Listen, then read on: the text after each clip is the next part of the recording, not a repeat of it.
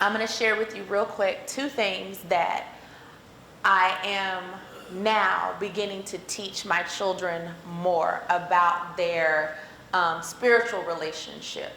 Because I feel like the more, at this point, the more I instill that into them, that God will do the work in the other areas. He will begin to stir up the gifts within them. He will begin to call out their purpose in them. They will begin to seek him more. My responsibility at this point, I believe, is to plant more seed. Plant more seed. Even if it's something that contradicts what I said years ago before. Because there have been some things that because of, again, we grow up a certain way, especially in a church, believing certain things. And when we do finally study for ourselves, right? And we recognize, one, that we can study for ourselves. And we don't just have to go off of what the pastor behind the pulpit tells us as gospel. We can go and look for ourselves. And so there have been some things that I shared and believed strongly at one point in my life. And now as God begins to reveal more of his mystery, I'm like, ooh, that was kind of the truth. Like, you told me like a baseline, but you didn't really tell me the deep part of it. I didn't really understand, and that's not all of what that is. I'll give you an example. So my first one that has probably been more of a shocker to them, and because it was a shock to me. Heaven is not my goal.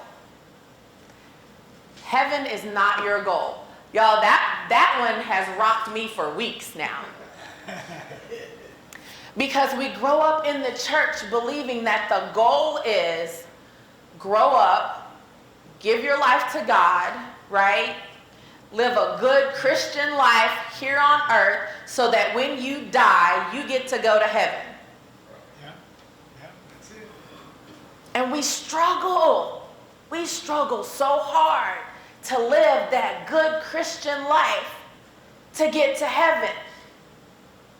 And God is slowly, every day, bit by bit, teaching me more that we struggle so hard for that because that is not our goal.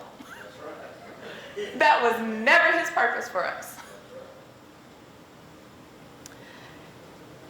When the disciples come to Jesus and they say, teach us how to pray.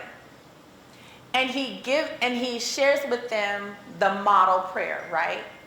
Our Father who art in heaven, hallowed be thy name. Thy kingdom come. Y'all, I have known this prayer, I would say all my life. I would say all my life.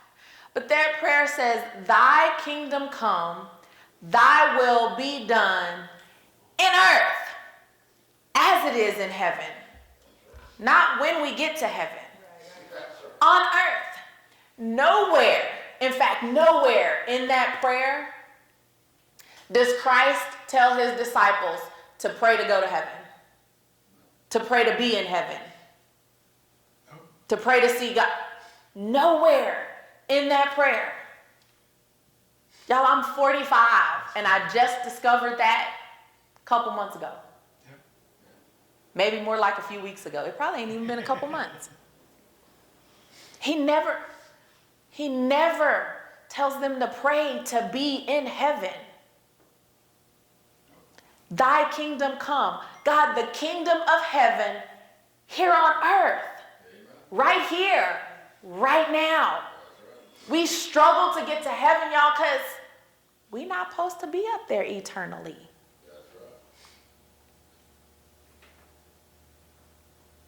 Man, yeah, I know. I'm gonna get some looks and probably some messages and all kinds of stuff later about that one. And we will continue to teach more so that the understanding of where that comes from. We've been talking about it a lot in our Bible studies on Mondays. But when you come to understand what God's purpose really is for us here, are we struggling too hard to get somewhere that we're not supposed to be, and it keeps us from living in the fullness of our